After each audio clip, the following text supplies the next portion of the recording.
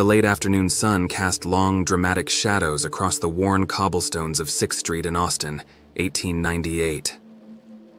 I, Amelia Moore, stood on the sidewalk, a nervous flutter in my stomach twisting into a knot of excitement. The moving van rumbled to a stop behind me, disgorging my meager belongings into the dusty street. The Elmwood Apartments loomed before me, a majestic Victorian structure with a wrought iron gate and a facade that whispered of a grander past. The peeling paint and the boarded-up windows on the upper floors hinted at a more recent decline, but the chipped vacancy sign dangling from a second-floor balcony did little to dampen my spirits. The air hung heavy with the scent of jasmine and something else, something faintly metallic and acrid. I dismissed it as a trick of the wind and turned my attention back to the imposing building. Mrs. Abernathy, the building's caretaker, a stout woman with a perpetually pinched expression, shuffled out the front door, keys jangling in her hand. Despite the heat, she wore a thick black shawl that concealed most of her features. "Miss Moore, I presume? You're the new tenant for 2B.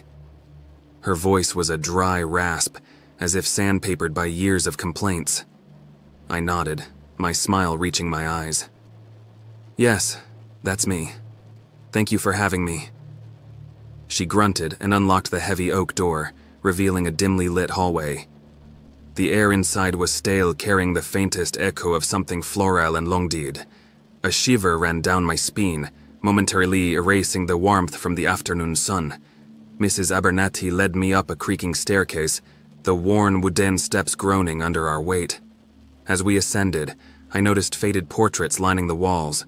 The people in them stared down with an unsettling intensity, their formal attire and severe expressions a stark contrast to the building's current state. "These were the Elmwoods," Mrs. Abernathy muttered, gesturing vaguely at the portraits. "The family who built this place. Tragic business, what happened to them?"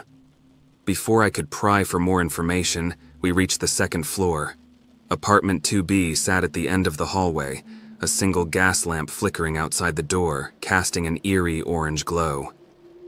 "Here we are," Mrs. Abernathy said, her voice dropping to a conspiratorial whisper.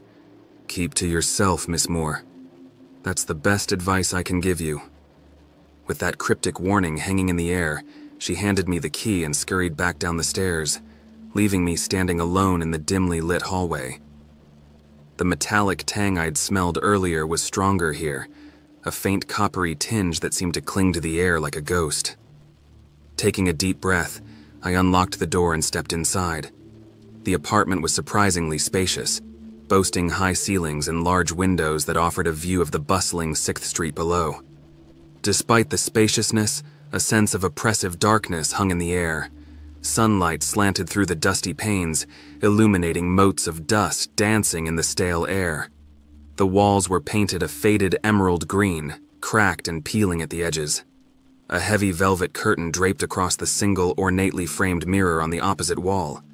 The furniture that remained was sparse, a threadbare rug in the center of the room, a chipped porcelain table with a single wilting rose in a chipped vase, and a dusty chaise lounge tucked into a shadowed corner. The silence in the apartment was heavy, broken only by the creak of the floorboards under my feet. As I began to unpack, a low, mournful whine echoed from somewhere deep inside the building. It seemed to crawl up the walls, resonating in the cavities of my skull. It was a sound both mournful and unsettling, and it sent shivers down my spine. Ignoring the unease that prickled at my skin, I focused on unpacking.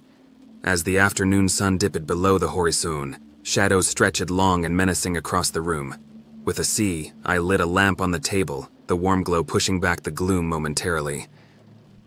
Exhausted from the move, I decided to explore the rest of the apartment later. For now, I just wanted a warm meal and a good night's sleep.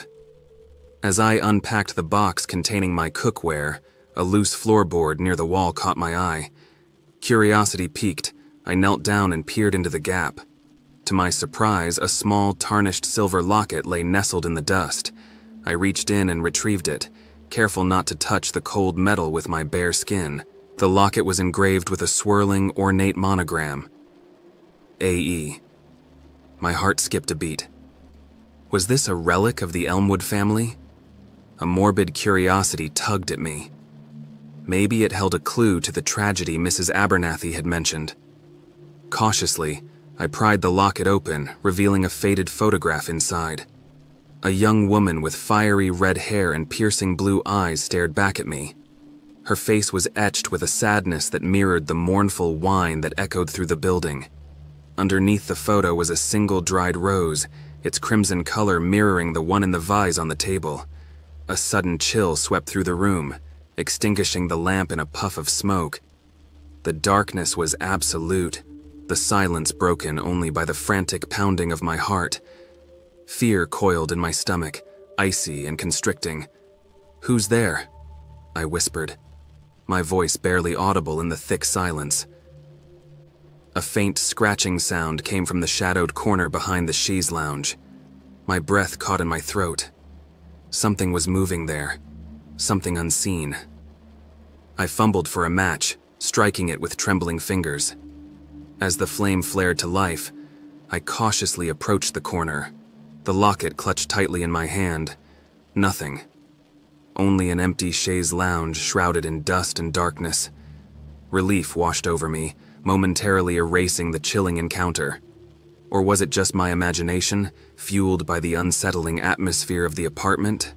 Determined to shake off the feeling of unease, I decided to explore the rest of the apartment. The layout was simple: a small kitchen, a bathroom with chipped porcelain fixtures, and a single bedroom. The bedroom, much like the main room, had an air of neglect about it. The bed was a four-poster monstrosity, draped in a heavy velvet canopy that seemed to swallow the light. A chill emanated from it, despite the warm Austin night. Against the wall stood an old vanity, its mirror dusty and opaque. Curiosity overriding my fear, I reached out a tentative hand and wiped away the dust. My reflection, pale and haggard, appeared for a fleeting moment before a flicker of movement in the background caught my eye. There, in the reflection, standing behind me, stood the woman from the locket. Her red hair was a fiery halo, her blue eyes filled with a haunting sadness. She held out a hand, her fingers beckoning. A scream ripped from my throat, but when I spun around, the room was empty. The vanity mirror reflected only myself, my face pale and drawn. Was I losing my mind? Was the isolation, the oppressive atmosphere of the apartment getting to me? Determined to prove to myself it was all just a trick of the light, I made my way back to the main room. The lamp was still out, the only light filtering in from the bustling street below. The floorboard where I found the locket lay open. It was empty. Panic clawed at my throat. The locket. It was gone. Had I imagined it? Just then, the mournful whine echoed again, louder this time, closer. It seemed to come from inside the walls, resonating through the very bones of the building. I stumbled back, fear paralyzing me. Suddenly, a cold gust of wind swept through the room, extinguishing the remaining candle and plunging me into complete darkness. I felt a presence in the room, unseen but undeniably there. A disembodied whisper tickled my ear, chilling me to the core. "Amelia? Welcome home." Trapped in the darkness, surrounded by the chilling whispers and the unseen presence, I knew this apartment was not what it seemed. The Elmwood's tragedy, the cryptic warnings from Mrs. Abernathy, they all came rushing back to me. Panic turned to a desperate resolve. I had to get out of there. But as I fumbled for the doorknob, a cold, bony hand clamped onto my shoulder. I screamed again, a sound cut short as a wave of nausea washed over me.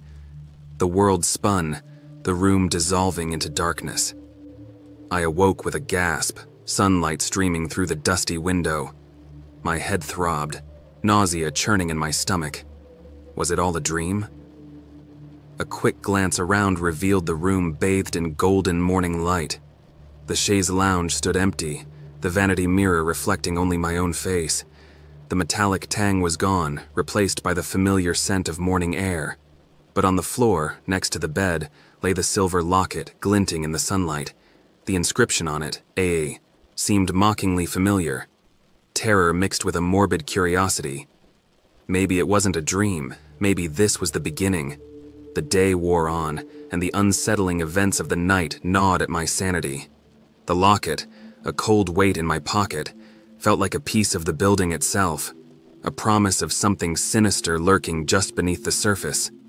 Curiosity battled fear within me. I decided to visit the Austin History Center, hoping to find more about the Elmwoods and their tragedy. After hours of dusty tomes and brittle newspaper clippings, a picture emerged. Amelia Elmwood, the woman from the locket, had been a socialite, engaged to be married when a fire ripped through the apartment building on a cold winter night. The cause of the fire remained a mystery, but whispers of a jealous lover and a locked door hinted at a darker story. The reports also mentioned a single survivor, a young maid who claimed to have seen Amelia's ghost wandering the halls, forever trapped in the flames. Panic clawed at my throat. The locket, the mournful whine, the cold touch, it all fit. Returning to the apartment, a sense of dread permeated the air. I packed my things hastily, the silence punctuated only by the creaking floorboards and the frantic beating of my heart. Just as I reached for the doorknob, a chillingly familiar voice echoed from the hallway. "Amelia, don't you want to stay?" Adrenaline surged through me. I flung open the door and sprinted down the stairs, the mournful whine rising in intensity behind me. I didn't stop until I reached the bustling street below, the sound of the city a symphony compared to the chilling silence of the apartment. Looking back at the imposing facade of the Elmwood Apartments, a single flickering gas lamp on the second floor seemed to wink in the gathering dusk. I knew in my heart Amelia wasn't alone in that building. The flames of her tragedy still flickered, and whether it was the fire or something else more sinister, it had claimed another victim, the apartment itself, cursed, forever haunted by the ghost of a scorned lover. As I hailed a carriage and rode away, the weight of the locket in my pocket felt like a promise kept. I wouldn't forget Amelia, but for my own sanity, I had to leave her behind, forever trapped in the flames of her past.